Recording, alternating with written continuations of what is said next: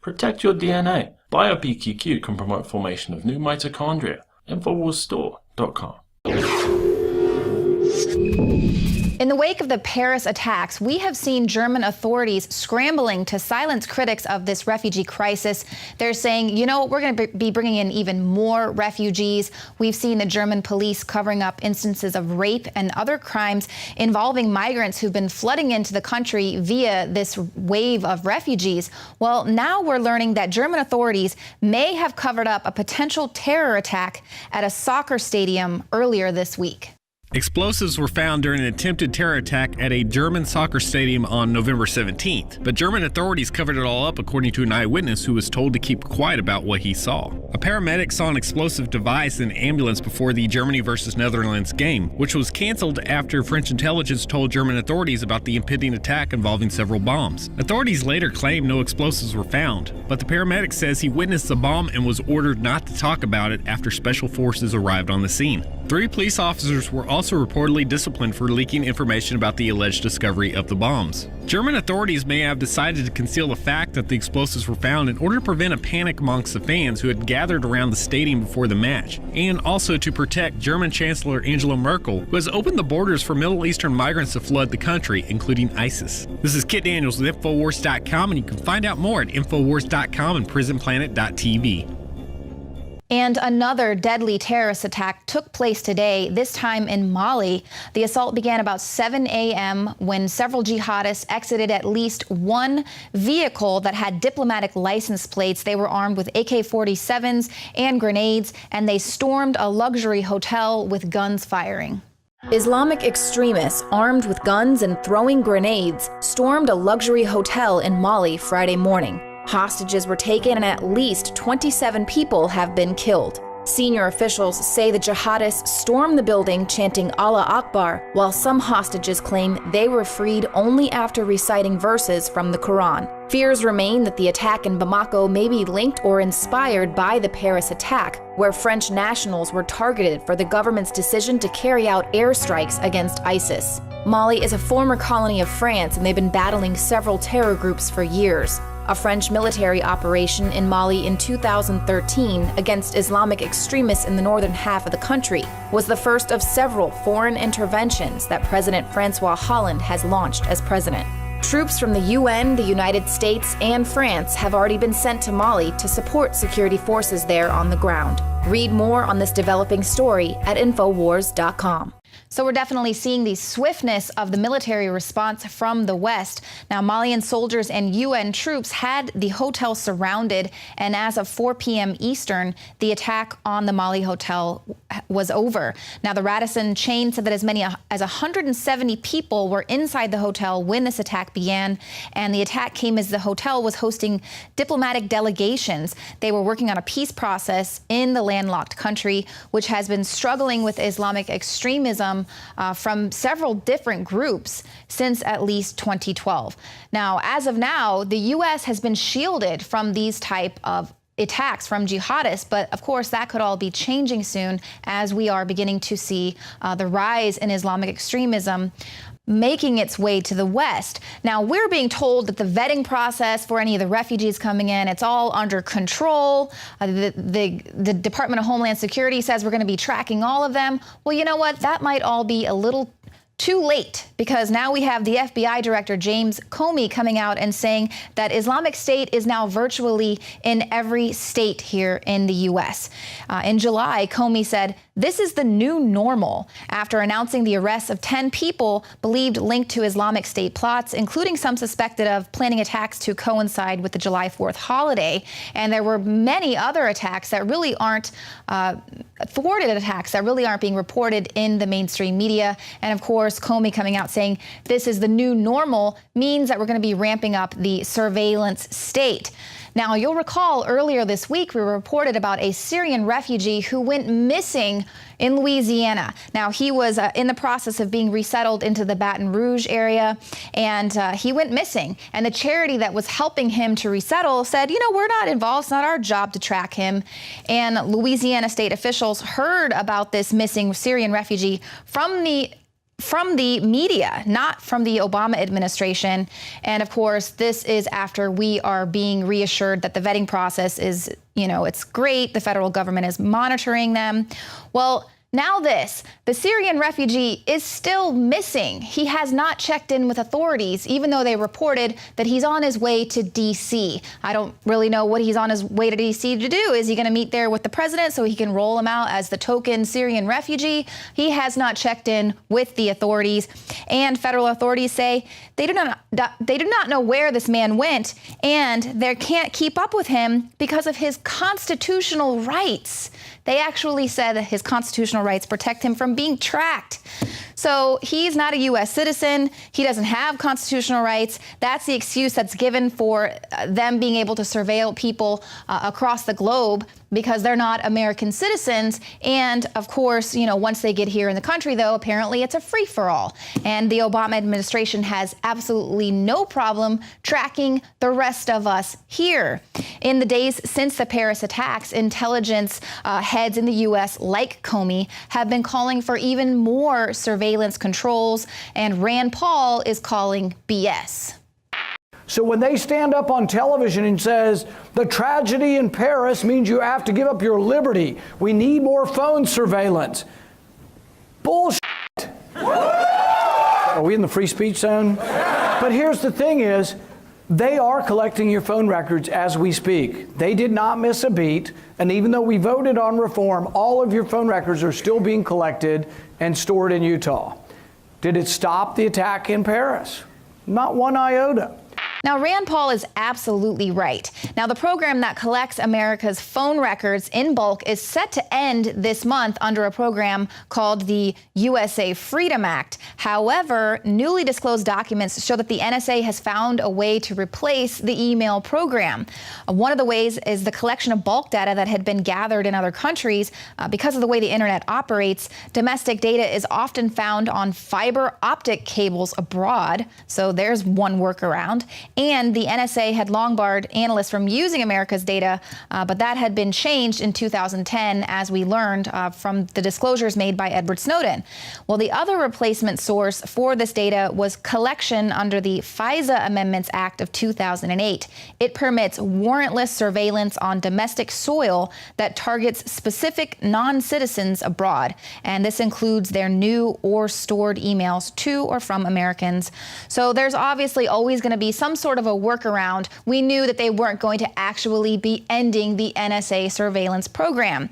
And so you can see how that earlier argument for not wanting to track the missing Syrian refugee is absolutely invalid. It's a total fallacy. It does not even fly. Now, something else that's making this the new normal here in the USA is blatant propaganda being pushed in schools. Now, a teacher in Utah is having to apologize after enraged parents were concerned about an assignment that was given to 9th grade students. The homework assignment was making ISIS propaganda. Now, the assignment was given this Wednesday. It was a first-year teacher, and she gave it to about 60 9th grade students in a world civics class. It wasn't approved by the school and wasn't part of any official curriculum. So who is this teacher? How are they just sneaking this in here? But the assignment asked kids to design a propaganda poster for one of the terrorist organizations that they'd been studying up on. And the worksheet said that the purpose of the poster was to help students understand the goals of terrorist groups and the methods they use to gain support. But if you actually look at that worksheet there and see how it's written, scroll up a little bit. If you see there, it's basically glamorizing their tactics, saying they have all this money, they have really attractive social media, they have a staying presence, and the Muslims there, they would rather be under their control rather than the groups that have been forced out. So, I mean, this is blatant propaganda. And of course, one of the parents was really concerned about this because in the course of researching for her assignment, she actually Googled how to recruit for ISIS, which of course might trigger some unwanted attention and put her on a terrorist watch list. So good going there, teacher. Now, let's talk about, just briefly some other student fascists that we've got here in the United States. We have, once again, we're witnessing these demands being made by social justice warriors, and they're winning. Now, Princeton University has agreed to weigh in on the idea of erasing Woodrow Wilson's name from the buildings there. This was one of the demands that was being made. This agreement was signed by Princeton's president, and it ended a 32-hour sit-in at the president's office. So we're actually witnessing student activists getting things done. It's just a little too bad that those things are absolutely frivolous and they don't affect any real change. If you want to topple the legacy of Woodrow Wilson, don't worry about erasing his name from buildings. Topple the Fed. That is Woodrow Wilson's legacy. He was the one responsible for empowering the Fed, who is the true oppressor of all Americans. But that's not going to work for social justice warriors. That means we would have to come together. And of course, they use the whole divide and conquer tactics. And of course, that is all by design, because as long as we're divided, no real change is going to happen. Now, here's a report from John Bown talking about something else that is totally by design, this refugee crisis. Zbigniew Brzezinski's world-dominating elitist management of Eurasia is completing its final maneuvers on the grand chessboard as the United States, a hijacked world superpower government, veers down the path to an engineered final endgame towards completion of a corporocratic New World Order. The primacy of the last remaining superpower, i.e. the United States, and the importance of destabilization in the Middle East and the acquisition of the wealth of Eurasia has reached its summit. Now the next phase is being unleashed on an unsuspecting populace. In the words of Albert Pike, Satanist, Ku Klux Klan founder, and revered prophet of the New World Order, in the Third World War, we shall unleash the nihilists and the atheists, and we shall provoke a formidable social cataclysm which in all its horror will show clearly to the nations the effect of absolute atheism, origin of savagery, and of the most bloody turmoil. Then everywhere the citizens, obliged to defend themselves against the world minority of revolutionaries, will exterminate those destroyers of civilization, and the multitude, disillusioned with Christianity, whose deistic spirits will from that moment be without compass or direction, anxious for an ideal, but without knowing where to render its adoration, will receive the true light through the universal manifestation of the pure doctrine of Lucifer, brought finally out in the public view. This manifestation will result from the general reactionary movement, which will follow the destruction of Christianity and atheism, both conquered and exterminated at the same time. Upon those ashes, the New World Order of Albert Pike, David Rockefeller, George Soros, the Bilderberg Group, the royalty of Europe, the great work of the higher Masonic orders. They really are issues of the construction of a New World Order. Will finally be established. But there is always hope. Perhaps the mechanization of order out of chaos is beginning to cave in upon itself. I think you're seeing in Europe the beginning of the end of the political correctness, at least a correction in it. I mean, in Europe, as I say, that this one attack has done more to bring the EU to an end than I thought possible. I think the EU is seeing a swing of the pendulum over to more conservative parties that want security, that want to eliminate this multicultural nonsense, this multicultural nightmare that Europe has become, the loss of identity. I mean, Europe is becoming a Muslim nation, and what they don't understand is that Islam reaches a critical percentage. 8%. And suddenly you're in Sharia law. It's about to get even more radical. Yeah, it's going to get more radical. And they're going to try to align with the forces in the universities to do an Ayers-style revolution, which will mean opening the borders, rushing to the end of a new world order, climate change, all the things that Obama has predicted will want to do. He's going to rush to do. He's going to fail. I think there will be more terrorist attacks in Europe. I think there's going to be terrorist attacks in the United States. You're going to see more and more terrorists stopped at the border. You're going to see more and more criminal activity. The country is going to close the border, and the country may start throwing out Muslims in Europe and the United States if Obama continues to press this agenda. The Clinton Foundation is in its last days. It will be put under receivership by one or more of the states. Clintons will lose control of the foundation, and the Democratic Party will move far to the left. For those of you out there still with doubt, just know this: everything is going according to plan. John Bound for Infowars.com.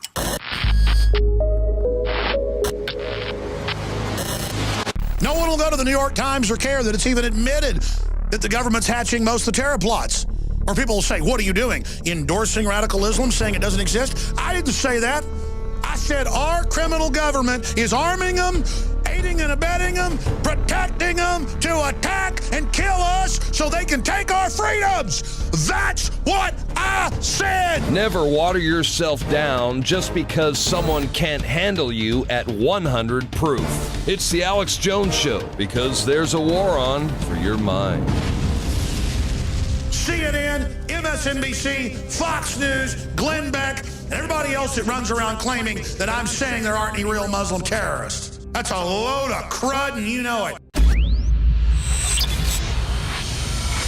Shane Steiner's involvement with InfoWarsLife.com truly happened in an organic way. I went to high school with Shane, his brother, knew his parents well, and he was visiting the office once, hadn't been to the office in years, and said, wow, I notice you're making and selling supplements. Do these really work? Because I've tried a lot of supplements as a workout enthusiast, and I really think most of them are hype. And I said, here, take some home, try it. Well, a few weeks later, he came in blown away and said, I want to buy 3 boxes of this stuff to give my friends and family. It's simply amazing. He said, why does it work so well? And I said, listen, go to InfoWarsLife.com, watch the informational videos with Dr. Group and others. They understand how it all works. I know that it works for me. That's all I understand. The science, the facts, the research, people's testimonials, they're all on InfoWarsLife.com. You can check it out for yourself. I wanted to go to the gym. I wanted to push myself and work out harder. And that led to me being able to come out and do stuff like the barefooting and the surfing and stuff like that, which I've never done. I never would have done that 2 years ago. Shane has said over and over again, more than just libido and energy, it made him want to get into the gym more. It made him want to get in better shape. And believe me, the Steiners have amazing genetics. His brother is a world champion steer wrestler. His dad, Bobby Steiner, is a famous world champion bull rider. They've got natural genetics. But when you added this to the mix, in Shane's own words, it took him to the next level.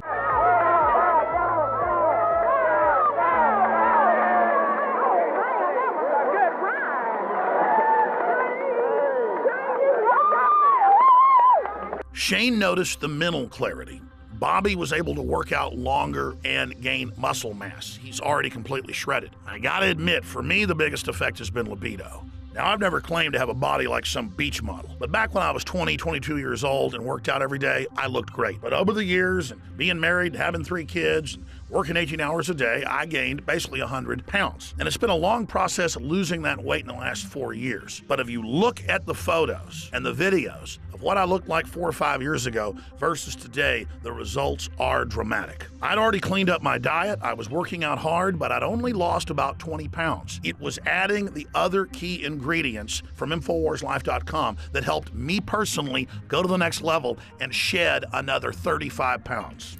This has actually made me feel so good that here lately, about a year ago, I started training jiu-jitsu, and that kind of led to doing some boxing and kickboxing. I mean, it's amazing that 2 years ago, I was on the couch and couldn't even tie my shoes, and now I'm training with MMA fighters and just doing stuff that I never thought that I would be doing ever again. So Super Male Vitality has allowed me to do some amazing things, and if it has those kind of effects for me, I know that it will do great things for you.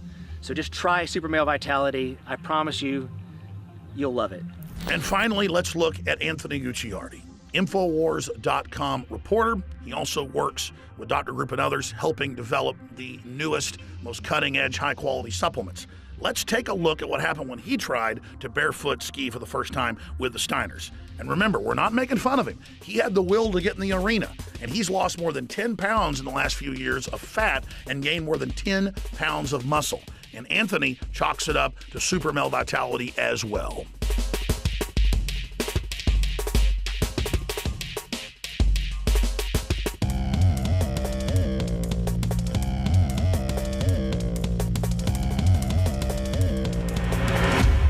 Bottom line, folks, you want to discover the power of super male vitality and super female vitality for yourself by visiting InfoWarsLife.com today or by calling toll-free 888-253-3139.